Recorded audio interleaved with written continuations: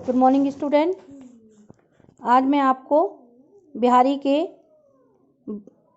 कुछ बाकी दोहे पढ़ाऊंगी। 15 तक मैंने आपको पढ़ा दिए थे।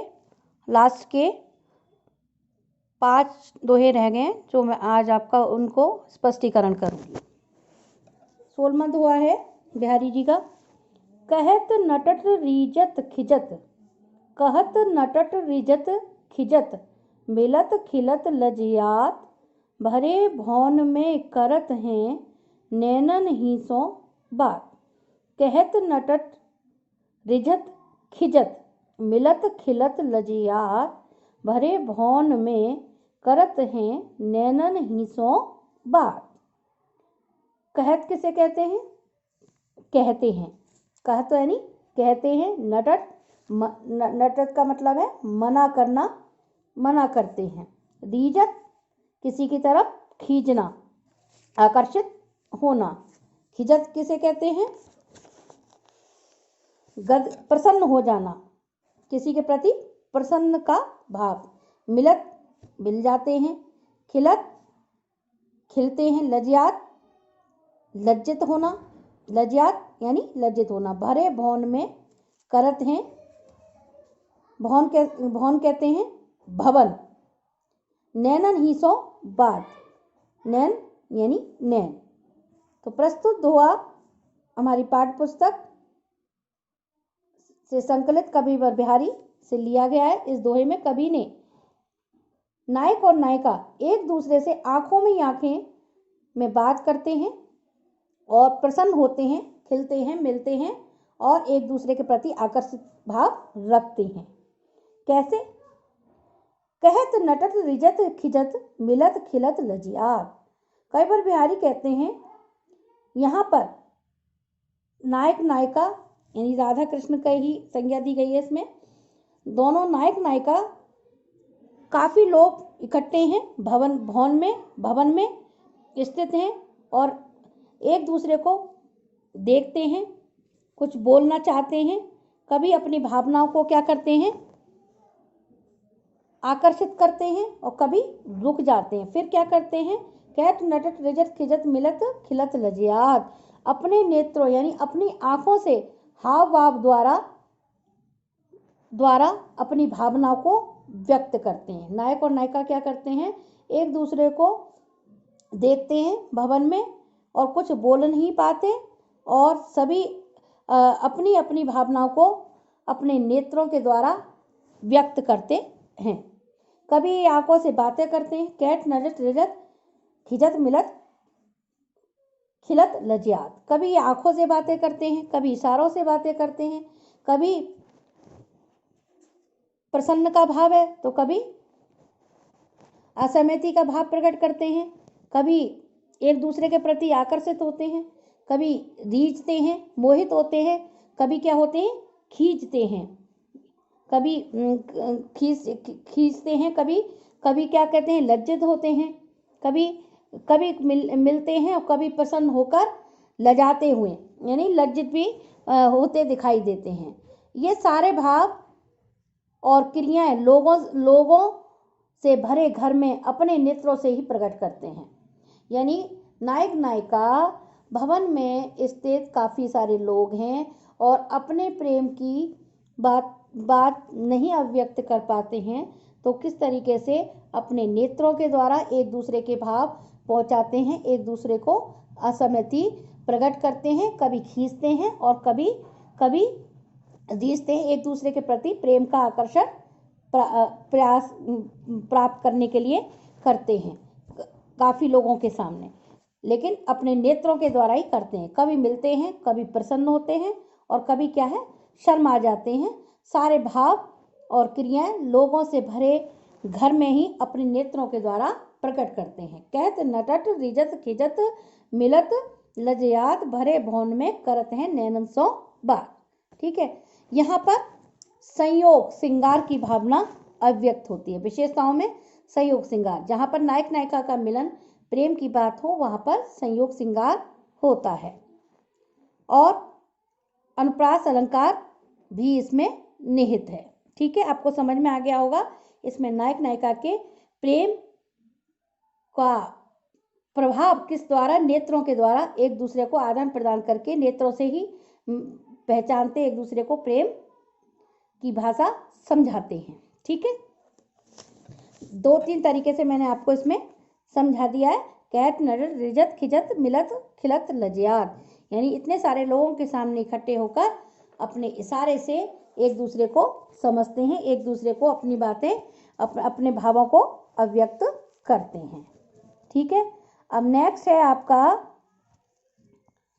कागज पर लिखत ना बनत, कागज पर लिखत ना बनत, कहत संदेशो लजात, कहियो सब तेरी हियो मेरे हिय की बात। कागज पर लिखत ना बनत, कागज यानी कागज को कागज कहा है यहाँ पर। कागज पर लिखत ना बनत, कहत संदेशो संदेशा लजात, कहिए सब तेरी हियो मेरे हिय की बात। कागज किसको कहते हैं? कागज को लिखते यानी लिखना बनता नहीं हो पा रहा, लजात यानी लज्जा आती है, कहियो कहना, और हियो कहते हैं हृदय को। वही आपका प्रस्तुत हुआ बिहारी से संस्कृत कह रहा है। इसमें बिहारी लाल क्या कहना चाहते हैं? इस दोहे में कवि अपनी मनोभावना बताने का आतुर होकर अपनी प्रेमिका को प्रस्तुत करते हैं, यानी अपने प्रेमिका को अपनी बातें कहने का के प्रति आकर्षित होते हैं। किस प्रकार कहते हैं? कागज पर लिखत न बनत, कहत संदेशो लजात। नायक नायिका अपने मन की बात बताना चाहते हैं। कागज पर लिखत न बनत, कहत संदेशो लजात। नायक नायिका अपने मन की बात एक दूसरे को बताना चाहते हैं। उसके सामने समस्या यह है कि वे अपनी बात अपने प्रिय तक किस प्रकार पहुंचाए, अपने प्रियतम को किस प्रकार पहुंचाए। कागज पर लिखत ना बनत, नायक नायिका क्या करते हैं? अपने मन की बात को बताना चाहते हैं, एक दूसरे से कहना चाहते हैं। उनके सामने बहुत बड़ी समस्या है कि वे अपनी बात अपने प्रिय तक किस प्रकार पहुंचाए, किस प्रकार कहें। वे कागज पर अपनी मनोभावना को नहीं लिख पा रही है। कागज पर लिखत ना बनत, उनकी नायिका अपनी बात को मनोभावनाओं को कागज पर नहीं लिख पा रही है। मुंह से कहने में उसको लज्जा आती है, कहत संदेशो लजात, और संदेशा देने में उसको क्या हो रही है? बाधा आती है और लज्जा महसूस होती है। वह कहती है कि यदि हमारा प्रेम सच्चा है, कहियो सब तेरी हियो मेरे हिय की बात।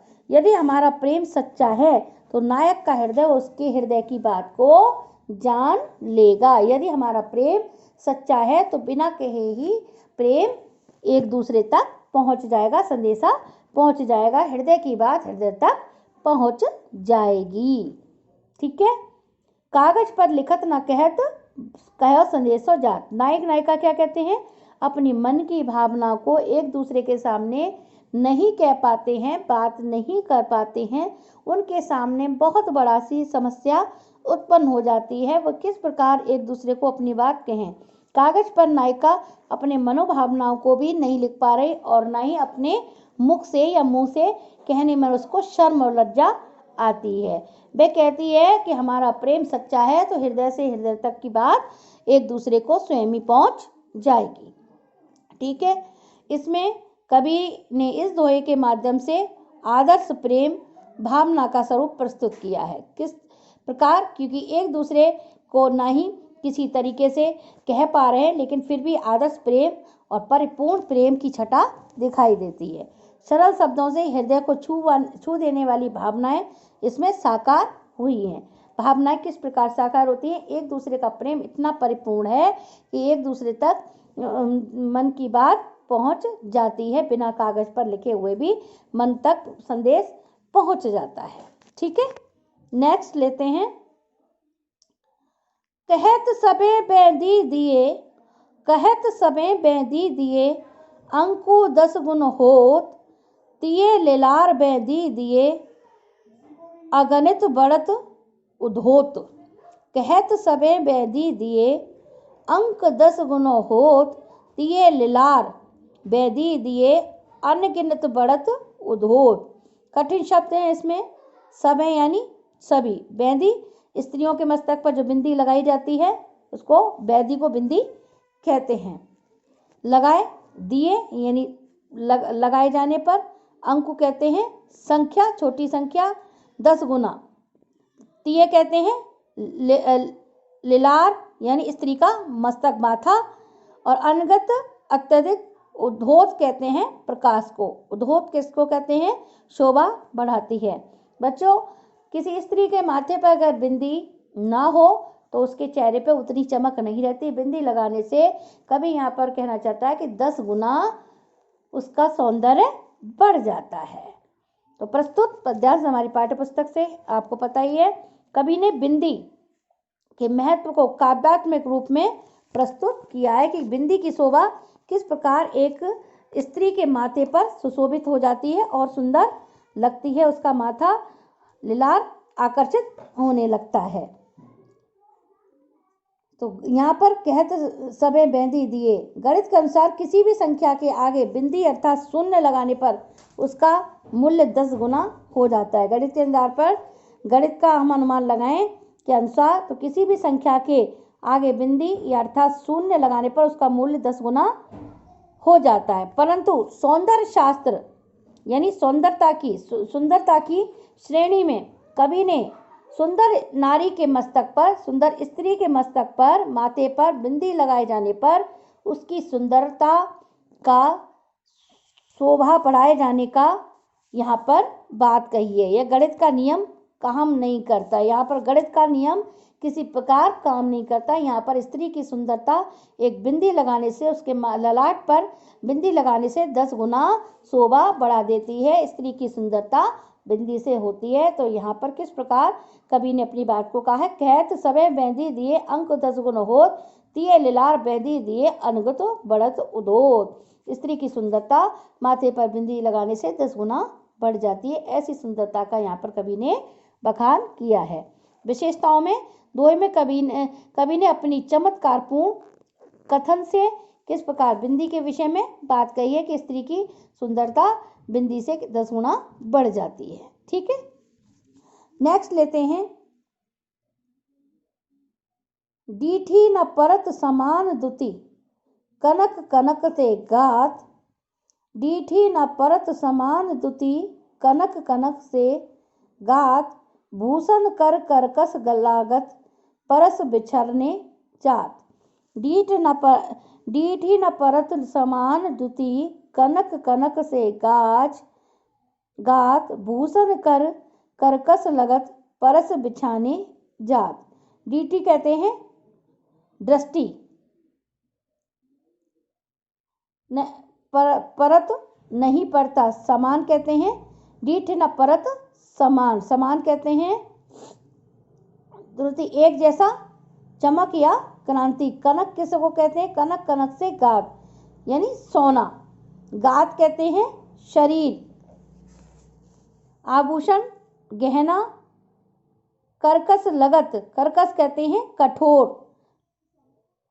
परस किसे कहते हैं? छुए जाने पर, पिछाने या पहचाने जाने पर।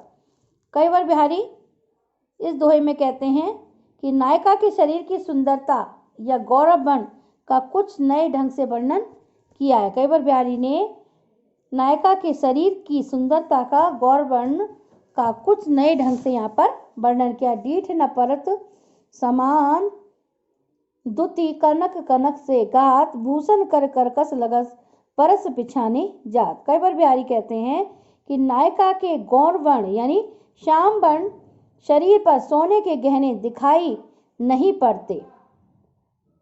बिहारी कहते हैं डीठ न परत समान दुति कनक कनक कनक सोना से गात। कई बार बिहारी कहते हैं कि नायिका के गौरव वर्ण श्याम वर्ण शरीर पर सोने के गहने दिखाई नहीं पड़ते क्योंकि दोनों की चमक या क्रांति एक जैसी है।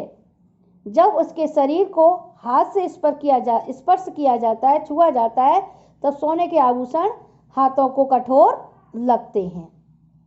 भूषण कर करकस लगत परस पिछा से जात। इसके शरीर से को हाथ से स्पर्श किया जाता है नायिका के, तब सोने के आभूषण कठोर लगते हैं। तभी पता चल पाता है कि नायिका ने शरीर पर सोने के आभूषण पहन रखे हैं। कविवर बिहारी ने किस तरह से एक नायिका का वर्णन किया है कि गौरव वर्ण यानी श्याम वर्ण शरीर पर सोने के गहने यदि पहनाए कनक पहनाए जाए दिखाई देते हैं तो उसकी चमक और क्रांति एक जैसी लगती है। जब उसके शरीर को हाथ से स्पर्श किया जाता है तब सोना क्या होता है, आभूषण हाथों से कठोर लगने लगता है। तभी पता चलता है कि नायिका ने शरीर पर सोने के आभूषण पहन रखे हैं। विशेषता, कबीर ने नायिका के गौरव वर्ण का अतिशयोक्तिपूर्ण वर्णन किया है। रीतिकालीन सौंदर्य वर्णन की छाप दोहे में स्पष्ट होती है, क्योंकि बिहारी ने पूर्णतः नायिका के नक्सिक वर्णन का वर्णन किया है। तो नक्सिक वर्णन में सिर से लेकर पैर तक का वर्णन आता है।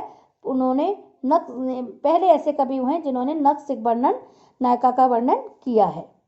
कनक में पुनरुक्ति तथा कर्कश और प्रश्न पिछले में अनुप्रास अलंकार है।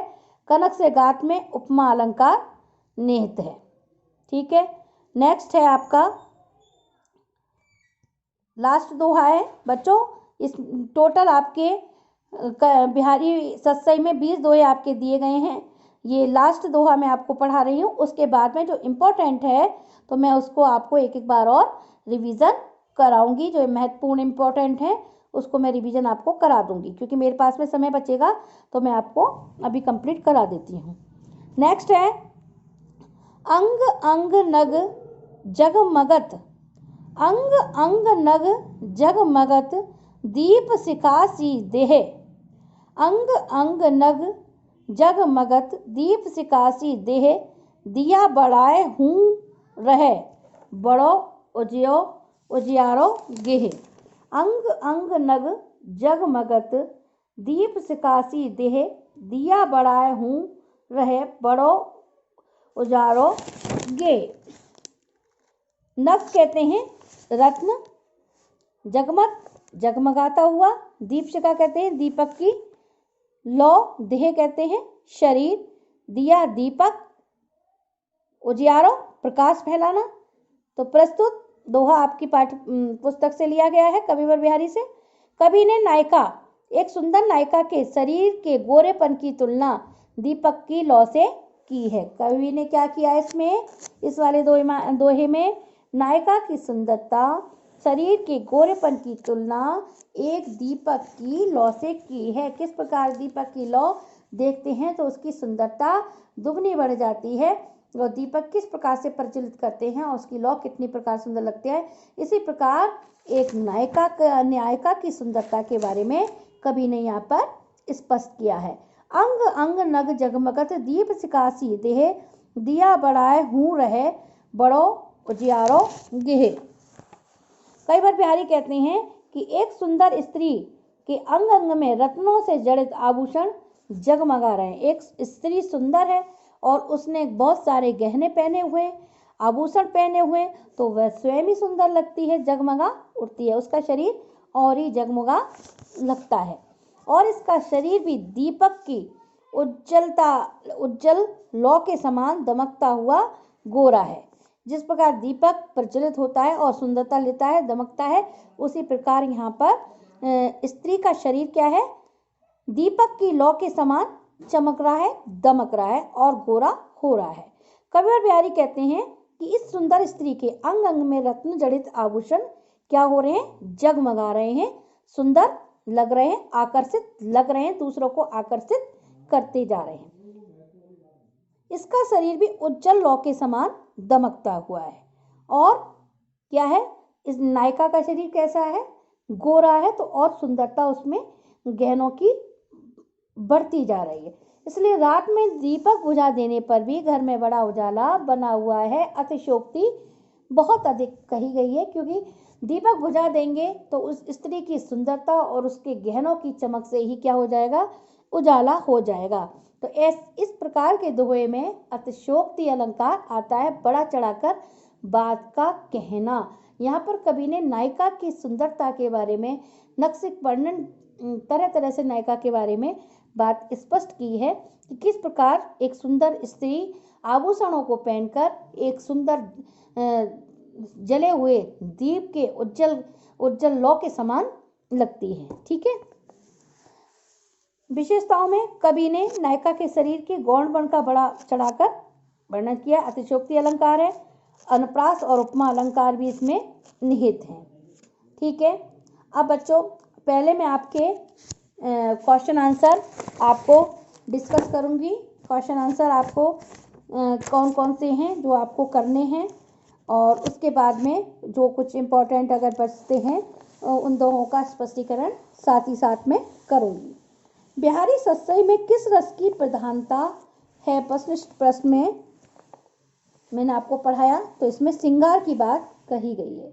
बिहारी की काव्य शैली कौन सी है? मुक्तक, यानी मुक्त छंद से कही है, मुक्त मन से कही है, जो बात कही है स्पष्ट कही है उन्होंने। ठीक है। तो मुक्तक काव्य शैली इसमें वस्तुनिष्ठ प्रश्न में आएगी। नेक्स्ट क्वेश्चन है आपका, कब को टेरत दीन रट जग नायक जग बाय, प्रस्तुत दोहे में कवि ने उल्हाना देते हुए किस पर कटाक्ष किया है? तो यहाँ पर किसको कटाक्ष किया है? श्री कृष्ण। अधिकांश दोहों में श्री कृष्ण और राधा के प्रेम की ही बात कही गई है, तो नायक नायिका के रूप में यहाँ पर विशेष रूप से श्री कृष्ण और राधा की बात है। नेक्स्ट क्वेश्चन है जो आपको अपनी होमवर्क कॉपी पर करना है। मैंने आपको पहले टर्न पर आपको बता दिए थे कि रहीम के और बिहारी के छोटे छोटे दोहों का आपको 10-10 का स्पष्टीकरण अपनी नोटबुक में करना है। तो अब आप उसके बाद में क्वेश्चन आंसर मैं आपको दे रही हूँ। रहीम दास जी के पहले दे चुकी हूँ और बिहारी के मैं अब दे रही हूँ, वो आपको अपने नोटबुक पर करना है। नेक्स्ट क्वेश्चन है, किस लालच में गोपियां श्री कृष्ण की मुरली छिपा देती हैं? क्योंकि मुरली क्या है? गोपियों को किस प्रकार श्री कृष्ण से अलग कर देती है, और श्री कृष्ण के लिए मुरली अत्यधिक प्रिय है, इसलिए वे श्री कृष्ण की मुरली को छिपा देती हैं और श्री कृष्ण को परेशान करती हैं। नेक्स्ट क्वेश्चन है, श्री कृष्ण के आगमन पर वन के मोर क्या प्रतिक्रिया व्यक्त करते हैं? श्री कृष्ण के आगमन पर वन के मोर नाचते हैं, ये इसमें आएगा। नेक्स्ट है आपका, समान आभा के कारण नजर न आने वाली नायिका के आभूषणों की पहचान किस प्रकार होती है? जो मैंने अभी आपको बताया कि किस प्रकार दिए की लौ के समान होती है। अति लघुतात्मक में आपको करने हैं, ये तो आपको 4 छोटे क्वेश्चन करने ही है। अति लघुतात्मक हैं, जगत के चतुर चितेरे को भी मूढ़ बनाना पड़े, कवि ने ऐसा क्यों कहा? कहत नटट रिजत खिजत मिलत खिलत लजयात भरे बहुन में करत है नैनन ही सो बात। किस प्रकार नायक नायिका अपने प्रेम की बात, बहुत सारे लोगों इकट्ठे हैं भवन में, और किस प्रकार नेत्रों के द्वारा अपने मिलने की बात कर रहे हैं, फिर भी आंखों से ही आंखें बात करते हैं, एक दूसरे के प्रति रीझते हैं, खिंचते हैं, मिलने की बात करते हैं और आंखों ही आंखों में इशारा करते हैं। ठीक है। प्रस्तुत दोहे के माध्यम से नायक नायिका आंखों की चेष्टा के द्वारा हृदय के किन भावों को प्रकट कर रहे हैं, यानी हृदय की बात हृदय के द्वारा ही कर रहे हैं। किस प्रकार नैनों से नैन एक दूसरे को प्रभावित कर कर अपनी बात को स्पष्ट कर रहे हैं। नेक्स्ट है, अंग अंग नग जगमात दीप सिकासी दे दिया बढ़ाए हूँ रहे उजली उजियारो गे। इसमें नायिका की सुंदरता का बखान किया गया है। किस प्रकार से मैंने भी आपको बताया कि दीप शिखा यानी दीपक की ज्योति किस प्रकार बढ़ती है, उसी प्रकार यदि दिया एक गोरी सुंदर नायिका को आभूषण रत्नों से जड़ित कर दिया जाए तो और दिए की लौ भी बंद कर दी जाए तो उसकी सुंदरता बहुत अधिक बढ़ जाती है, उजाला हो जाता है। प्रस्तुत दोहे में सखी नायक से नायिका की छवि प्रसन्नता करते हुए क्या कहना चाहती है? तो इस प्रकार आपको ये सब क्वेश्चन आंसर करने हैं, और बच्चों इसके सारे ही महत्वपूर्ण आपके दोहे हैं, जिसमें अभी मैं आपको और बता देती हूँ, बहुत ही इम्पोर्टेंट हैं, बहुत ही महत्वपूर्ण दोहे आपको सभी करने हैं। इसमें सबसे प्रथम भक्ति वाला था, मेरी बाधा हरो राधा नागर सोए, जा तन की झाई परे श्याम हरित दुती होए। बच्चों मैंने पूरे पहले आपको 20 स्पष्ट कर दिए तीनों टर्न पर। आज आपका बिहारी सत्सई के दोहे का समाप्तिकरण हो गया, क्वेश्चन भी मैंने आपको समझा दिया। उसके बाद में मैं आपको जो इम्पोर्टेंट हैं उसको एक बार आपको बताती जा रही हूँ, कौन कौन से इम्पोर्टेंट हैं, किस प्रकार आपको तैयार करने हैं। मेरी बाधा हरो राधा नागर सोए, जा तन की झाई परे श्याम हरित दुती होए। तो इसमें क्या बात कही गई थी, बिहारी ने क्या करा, राधा हमारे सांसारिक कष्टों को दूर करके हमारा सुंदर स्वरूप की झलक मात्र पढ़ने से श्री कृष्ण क्या हो जाते हैं, अत्यंत प्रसन्न हो जाते हैं। कई बार बिहारी क्या कहते हैं इसमें, वे राधा उनके संसारिक कष्टों को दूर करें, जिनके सुंदर स्वरूप की झलक पड़ जाने से श्री कृष्ण भी प्रसन्न हो जाते हैं, अत्यंत प्रसन्न हो जाते हैं। जहाँ राधा का नाम होता है वहाँ पर श्री कृष्ण अत्यधिक प्रसन्न हो जाते हैं। मेरी बहुबाधा हरो राधा नागर सोए, जातन की झाई परे श्याम हरित दुती होए। नेक्स्ट है आपका, या अनुरागी चित्त की गति समझे नहीं कोय। करने तो आपको सारे ही हैं, लेकिन मैं जो इम्पोर्टेंट बता रही हूँ वो इस प्रकार है, जितना मेरे पास में टाइम बचता है मैं आपको करा रही हूँ। या अनुरागी चित्त की गति समझे न कोय, ज्यों ज्यों बूढ़े श्याम रंग त्यों त्यों उज्जल होए। बिहारी कहते हैं श्री कृष्ण के प्रेम रंग में रंगे हुए इस मन का व्यवहार बड़ा ही विचित्र है, बहुत ही विचित्र है, क्योंकि श्री कृष्ण के प्रेम में एक बार जो रम जाता है उससे निकल पाना बहुत ही असंभव है, बहुत ही मुश्किल है। ये जितना जितना रंग में डूबता जाता है उतना ही उतना उज्जवल होता जाता है। यानी हमारा चित्त श्री कृष्ण के प्रेम में इतना रत है कि उसकी गति हम समझा नहीं सकते हैं। या अनुरागी चित्त की गति समझ न जाए कोय, ज्यों ज्यों बूढ़े श्याम रंग त्यों त्यों उज्जल होए। नेक्स्ट लेते हैं, नेक्स्ट है आपका बतरस लालच लाल की मुरली धरी लुकाए, सोए करें बोहन हंसे देन कहें नट जाए। इसमें गोपियाँ क्या करती हैं, बतरस यानी बातों के आनंद पाने में श्री कृष्ण की बंसी को छिपा देती हैं। फिर क्या करती हैं, जब कृष्ण गोपियों के बारे में पूछते हैं तो गोपियाँ झूठी सौगंध खाती हैं कि उन्होंने बंसी का नहीं पता, और एक दूसरे को अपनी बाहों से संकेत करती हैं और मुस्कुराती हैं श्री कृष्ण को कि बंसी का उन्हें उनके पास नहीं है, ऐसा अंदेशा उनको देती हैं। ठीक है, तो मैंने आपको पहले समझा दिया, छोटा छोटा समझाऊंगी। नेक्स्ट है आपका झीने पट में झुलमुली झलकत ओप अपार, सुरतुन की मनुसिंधु में लसत सपल्लव डार। कई बार बिहारी इस दोहे में कहना चाहते हैं कि नायिका एक कानों में सुंदर आभूषण पहने हुए है जो बहुत ही सुंदर है और उसके कानों में झिलमिला रहा है। कई बार बिहारी इस नायिका के द्वारा पहने हुए महीन वस्त्र में से नायिका महीन वस्त्र हल्के वस्त्र पहने हुई है और एक झुलमुली नामक आभूषण है जो कानों पर पहना जाता है, तो ऐसा लगता है कि ऐसी मानो समुद्र के जल में कल्प वृक्ष की पत्तों भरी डाली हिलती सी शोभा पा रही है। झुलमुली नामक जो कान का आभूषण है वो क्या कर रहा है, चमकता है, हिलता डुलता है, ऐसा लगता है समुद्र में कल्प वृक्ष की पत्तियां हिल रही हों। ठीक है, और एक जो अभी मैंने अभी पढ़ाया था आपका, कहत नटट रिजत खिजत मिलत खिलत लजियात, भरे भौन में नैनन ही सो करत बात। तो अभी मैंने आपको समझाया ही था। कई बार बिहारी कहते हैं कि दोनों नायक नायिका लोगों से भरे हुए भवन में बैठे हुए हैं, एक दूसरे से अपनी बात को कह नहीं पा रहे हैं, अपने नेत्रों के द्वारा अपने हाव भाव के द्वारा एक दूसरे को समझा रहे हैं।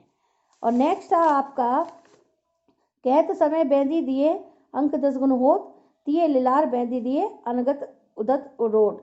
यानी इसमें नायिका की बिंदी की सुंदरता के बारे में बताया किस प्रकार एक सुंदर स्त्री को या कोई सी भी स्त्री को बिंदी लगा दी जाए तो उसकी सुंदरता दुगनी बढ़ जाती है। ये भी आपको करना है।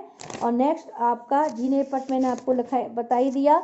एक और है आपका सघन कुंज छाया सुखद शीतल सुरभ समीर मन होए जात अजो वह वही यमुना के तीर। तो कई बार बिहारी कहते हैं कि यमुना के तटों पर कुंजों की सुखनयनी छाया है और जहाँ जहाँ पुष्पों की मधुर गंध से युक्त शीतल पवन चलती है उस यमुना तट पर पहुंचने पर आज भी व्यक्ति का मन क्या हो जाता है, आनंदमयी हो जाता है। उस समय आनंदमयी समय में पहुंच जाता है जहाँ पर श्री कृष्ण और श्री राधिका जी क्रीड़ाएं किया करते थे, प्रेम किया करते थे। ठीक है, तो ये आपका हो गया। और एक और आप देख लीजिएगा, अज्यो तरोना मैंने आपको बता ही दिया है। और आपका है एक है सघन कुंज छाया, हाँ ये भी मैंने बता ही दिया आपको। नाच अचानक ही उठे बिनु पावस बन मोर जानत ही नंदत करी यह दिसी नंद किशोर। तो ये भी बहुत इंपॉर्टेंट है बच्चों। मैंने आपको बिहारी सत्सई के 20 और 2 3 हफ्ते में कंप्लीट कर दिए हैं। आपको बिहारी जी का जीवन परिचय और बिहारी के दोहों का स्पष्टीकरण करना है, नोटबुक में भी करना है। क्वेश्चंस आज बताए हैं, क्वेश्चन आंसर भी आपको आज ही करने हैं। ठीक है, ओके, धन्यवाद।